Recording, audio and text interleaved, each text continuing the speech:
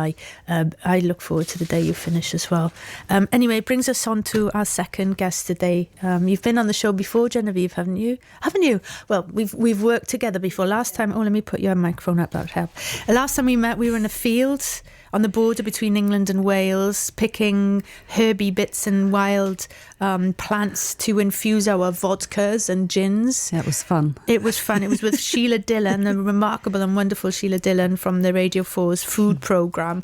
And you were there cooking. Do you remember what you were cooking on a fire? Oh gosh, I can't remember what I was cooking. A cowboy something. A big vat of chilli, I think. I seem to remember, with cornbread dumplings. It was, yeah. which now that I don't eat meat, I couldn't eat. Yeah. And then here you are with your book, Charred. Here I am, yeah, Charred. So what was the impetus? Well, obviously what the impetus is, but for you personally, because you do eat meat. I do. I eat a little bit of meat, like a lot of people. I want to eat a little bit less meat and make sure that meat's really excellent quality. And, you know, it struck me, I do a lot of barbecuing, and I kind of hang out with a lot of kind of barbecue guys. There's lots of them, mostly guys, I should add. But it struck me that barbecue is like the last bastion of the carnivore, you know, and actually that's the place where you chuck sausages and chicken and, you know, steak. Nobody wants to eat like that anymore. You know, a Sunday roast, you have one beautiful bit of meat and a lot of lovely side dishes. And I kind of wanted to make barbecue more omnivorous, really. How's it been received? Really well, despite the absolutely appalling weather. It's only been out 2 weeks, but it's kind of doing really well, which is great. Because, you know, you've also been with us at the Good Life Experience, and what I've remarked is loads of chefs come from all over the world to the festival, and they cook in pits and on fires. And what I've loved seeing over the years is going away from the, as you say, the big chunks of meat and going towards the whole vegetables, like the sort of renaissance of the cauliflower. Exactly. So we'd walk into the field and there'd be these contraptions of iron, like iron Christmas trees. Yeah. And on them there'd be hanging whole cauliflowers in all their sort of green finery as well. So they're smoking these whole cauliflowers and smoking whole vegetables, and you've got that in the books. You've got a whole celeriac recipe. Yeah, there's a whole chapter on kind of low and slow smoked vegetables, and I had such a lot of fun smoking vegetables, you know, just sort of experimenting with things. Let's talk about how and what equipment you need and how easy or not it is. So tell us how to cook this. For instance, let's start with whole celeriac. The trick to cooking kind of whole veg is to do it slowly, really slowly, so indirectly off the heat. And with the celeriac, I made a coriander seed oil and just basted it constantly all the time. So do you have to peel it, or do you just use it No, whole? I don't peel it. I kind of stabbed it through with a sharp knife a few times just to get some holes in it. Poke some metal skewers through it because that directs the heat into the heart of the vegetable. And in terms of, you don't put foil on it or anything? No, just keep it low. It's cooking really slowly and basting it in all that lovely oil. Can you do all of this cooking that you've got in the Charred book? Can you do it with a normal barbecue?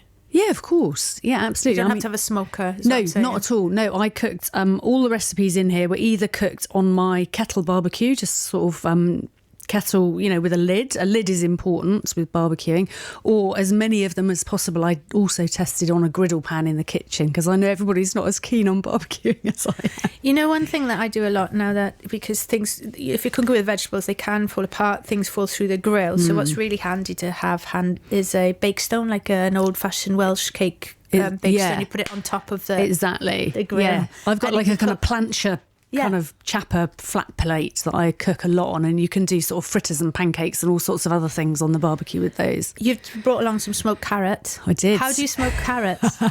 Slowly, yeah. So I toss the carrots in olive oil and cumin seeds, salt and pepper, and then just cook them really slowly, indirectly, chucked on some kind of oak bricks, little oak chips, with the charcoal, and that infuses the carrots and with this beautiful kind of mild smoke, and it concentrates the flavours. You know, all those natural sugars get concentrated. And then what do? Mash them? Because it's like a pâté. It is, yeah. I whizzed it up with cream cheese and some fresh herbs from the garden, and then it's kind of rye crisp bread to sort of dunk in it. You've got some Swede with Jack Daniels. Yeah, that's good.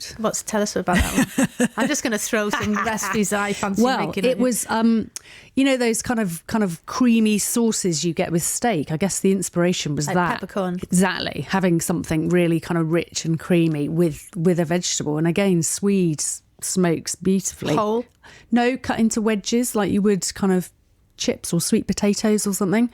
And again, just smoke them really slowly and then make this sort of very rich kind of whiskey sauce to go with them. When you say slow, how long do they have to stay on that low heat? Well, there's a saying in barbecue, stuff is done when it's done. It depends on the heat of your own fire, but I would say go as slowly as possible with a lot of things. Like an hour? Yeah, like an hour, like maybe 2 hours as well if it's a really low heat.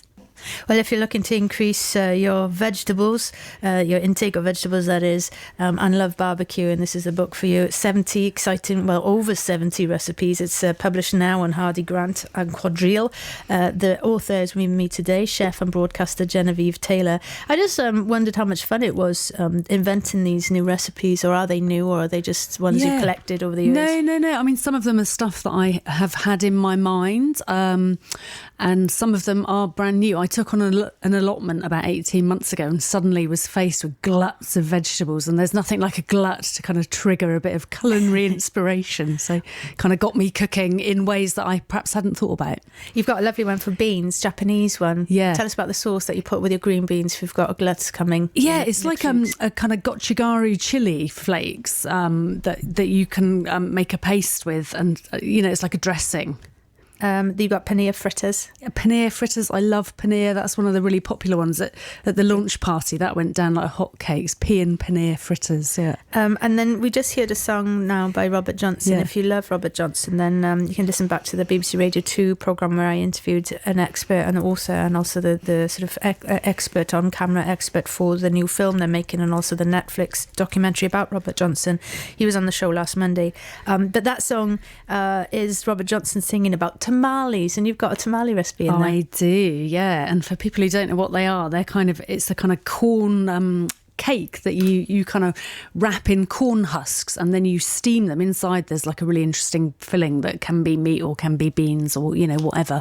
And then traditionally in Mexico, once they've steamed them to cook, they would slap them over some real fire to kind of get some lovely charring on the outside and get some of that sort of smoke flavour infused in them. And then I've just found out, because I've started to cook, and you can boil them yourself in foil in your kitchen. Yeah, of course. And all you need to get masa harina, which is very different to corn flour or ground corn. Yeah. It's been treated with lime or something like that. Yeah, exactly, which sounds a bit kind of strange, doesn't it? Yeah, but it tastes delicious. Tastes so But good. you have to boil them for a long time. So how much do you have to barbecue them for?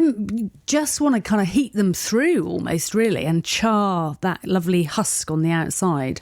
Other favourite recipes. Oh, you mentioned the aquafaba, which is this new revelation. Is it new? Is it new, or is it just new to me, maybe? It's kind of newly trendy, I'd say. It's the water that you get when you boil your dry goods like chickpeas and beans and so forth, and you can use it. You can whisk it up and use it as a... It has very similar properties to egg white, which is so strange. It must be to do with the proteins in the beans, and you can whisk it like you whisk an egg white, and you can make a kind of vegan mayo with it.